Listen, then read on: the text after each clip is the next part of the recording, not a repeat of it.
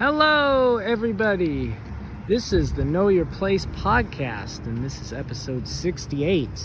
And for this episode, we're filming live on location. Sorry for all you listeners. I'm sure you're getting sick of me filming live, but here you go. I'm over here at Dickey Hall, the edge of the education department and the edge of UK's western side of the campus.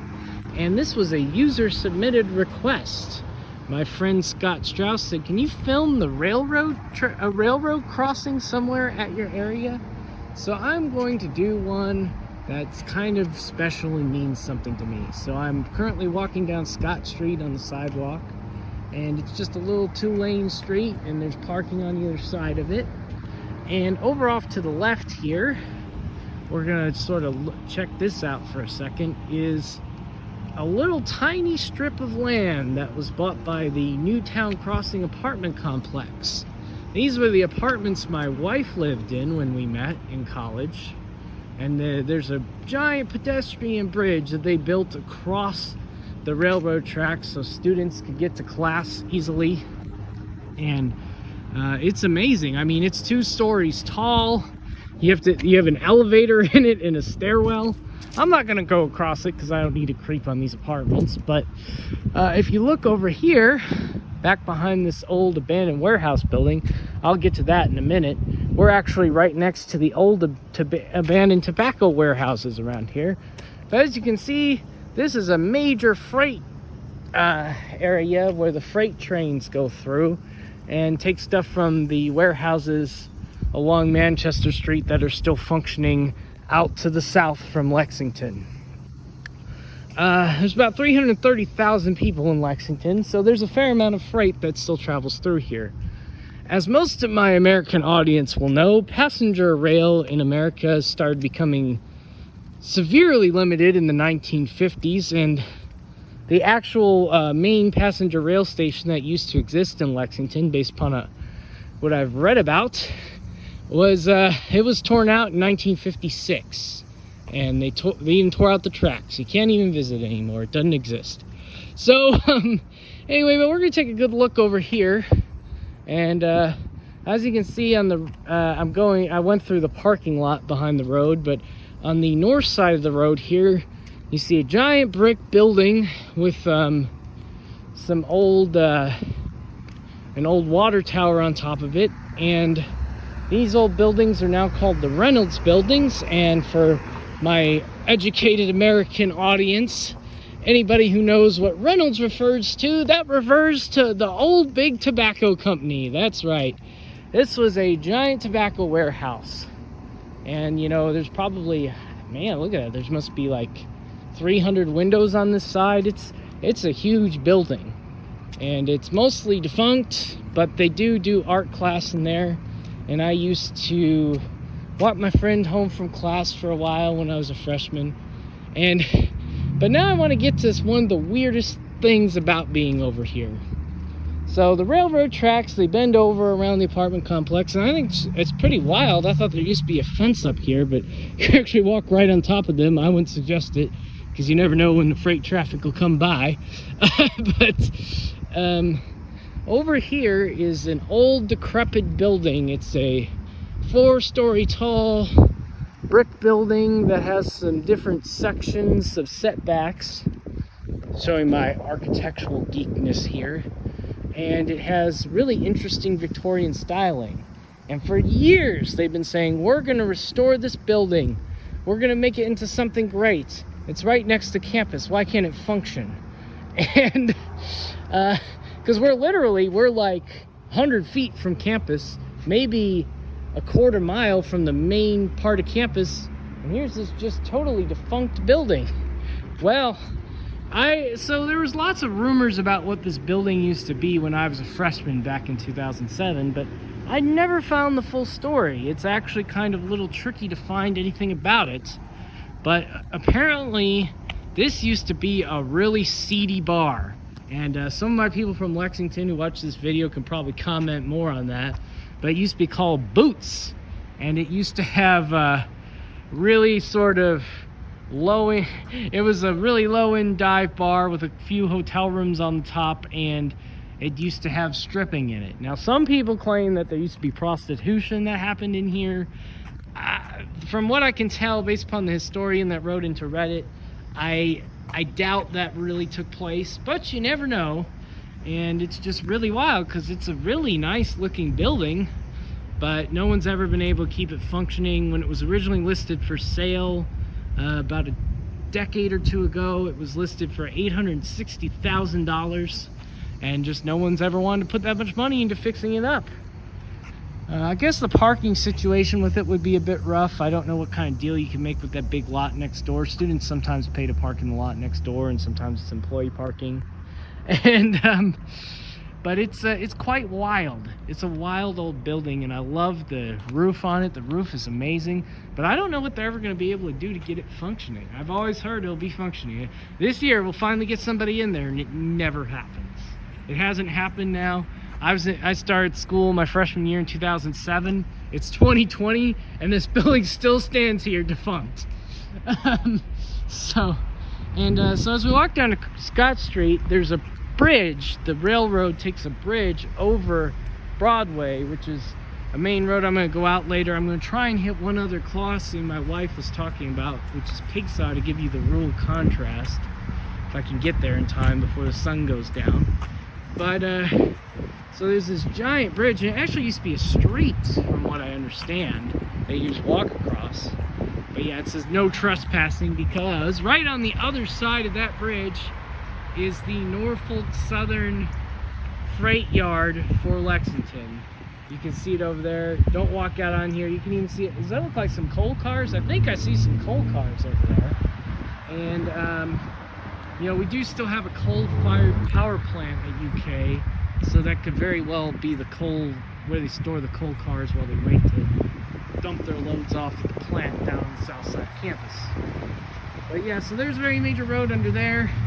And yeah, so this is really it's a really interesting place, you know, because I guess it really kind of used to be seedy, but now, you know, we have these really expensive student apartments mixed in with these old warehouse buildings, some of which are still being used and some of which are not. And you know, it's fine for living here if you're a student, but it'd be kind of weird to be family, you know, have like a family in this spot. And of course over here you can see where they tore down a bunch of the old stuff here. People are really still kind of upset about this area, the gentrification that happened just to the north of here, where they punched through the road to make it easier to get out to the interstate from here. And they tore down to Road Street, which was known for, you know, it could have been a nicer place to live. And now, you know, only half the housing's back, and it's, you know, obviously a little bit nicer. So, but yeah, so that's this little area. I'm gonna go grab some dinner. There's a place I really wanted to check out that's like a mile to the south of here. And then hopefully I'll hit Pisgah before the sun goes down. But yeah, so this is this area. It's kind of wild because it definitely is an industrial feel, but then, you know, a bunch of students live over here because it's right next to the edge of campus. So this is a lot of people's first experience living off campus, is just living in these apartments right across the railroad tracks from campus. So anyway, I'll talk to y'all later. Alright gang, so I'm out here at Pisgah. I think I pronounced that correctly now. I wasn't in the other video, so shoot me. So this is a really old train line. It's been out here since the 1800s, goes down to the middle of Versailles. And over here, I believe, is the original post office from the 1930s was when it stopped being functioning. We're going to go over to the Presbyterian Church in a minute and film, but this little community I know it doesn't look like much, has actually been here since the 1790s. That's right. Just been a few little plots of land. And it's really kind of wild because up over on the other side of the tracks here and all around, there are these very fancy horse farms. But as you can see here, it's just a few little plots of land along the tracks here. And so we'll go out and check out the church in a minute. That's the real thing to look at. But as you can see there, that's a pretty funny old little I'm fairly certain that's what used to be the post office. And you know, there's a lot of these little type of communities around in Kentucky. And I'm sure they're all over America, but it's always Kentucky's are a bit older, you know, where we were one of the first I think we're 13th state, 14th state, so we're one of the first. So, you know, people, you know, they often think about the original 13 colonies, but they don't think about some of these other little communities that cropped up over the years and some of the states that formed right after that. So anyway, let's go ahead and go over to the church, and I'll show you that, and then we'll end this video. Peace. All right, gang, I'm back here, and I'm at Pisgah Presbyterian Church, and I just want to give a shout out to this church. It's very welcoming. They just let people come in and sort of hang out on the grounds during the day. Obviously, I don't want you trespassing at night, but you see they're just wide open during the day, and it's very nice. You know, they got a little playground over there. And this church was founded in 1794. It's a beautiful old thing. We'll go look at the sign. We'll go look at the chapel. And it's just beautiful out here. This is really one of the greatest things about this area. See, it's dedicated to some Revolutionary War and Civil War veterans. And if we come out down here, actually notice right next to the church here, I noticed when I rolled up there were some horses. So it is Kentucky after all. And I guess they're fairly used to people, because it looks kind of like they're looking at me over here.